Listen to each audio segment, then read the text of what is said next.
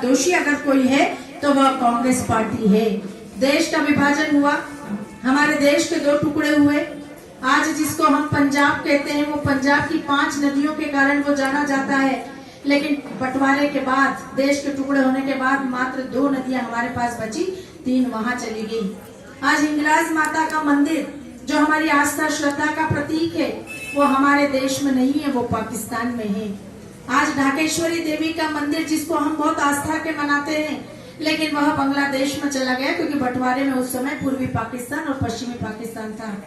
तो हम ये कह सकते हैं कि कांग्रेस की विचारधारा ने सत्ता के लालच में, सत्ता प्राप्त करने की पिपासा में अपनी विचारधारा से इस देश के बंटवारे कर दिए, इस देश के टुकड़े कर दिए, जिसका खामियाजा, जिसका नुकसान हम आज तक भुगत रहे हैं। और यही कारण है कि इस देश की जनता ने अब कांग्रेस को मुख्य धारा से किनारे लगाने का काम किया और प्रधानमंत्री श्री नरेंद्र मोदी जी के नेतृत्व में अपना विश्वास व्यक्त किया है।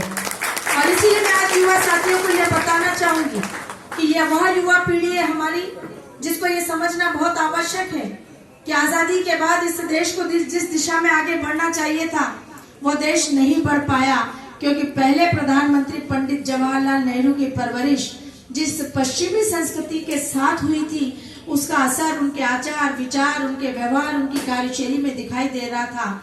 और तब देश के राष्ट्रवादी नेताओं को ये लगने लगा था कि यदि पंडित जवाहरलाल नेहरू की नीतियों पर देश आगे बढ़ेगा तो हमारी आने वाली पीढ़ियां विनाश के गर्त में समा जाएगी। तब देश के राष्ट्रवादी नेताओं ने ये तय किया कि हमें कांग्रेस का साथ नहीं देना, हमें पंडित जवाहरलाल नेहरू की गलत नीतियों का विरोध करना है।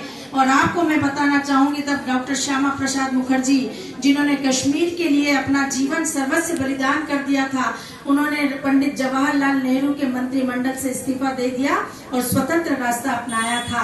वे पहले स्वतंत्र भारत के नए राजनीतिक दल के वो पहले संस्थापक अध्यक्ष थे, जिन्होंने नए राजनीतिक दल का गठन किया था। और आज जिनकी जयंती हम मना रहे हैं, पंडित दीनदयाल उपाध्याय जी, ये उनके पहले संस्थापक सदस्य के रूप में काम कर रहे थे। और इसलिए जब डॉक्टर श्यामा प्रसाद मुखर्जी पंडित दीनदयाल उपाध्याय जी के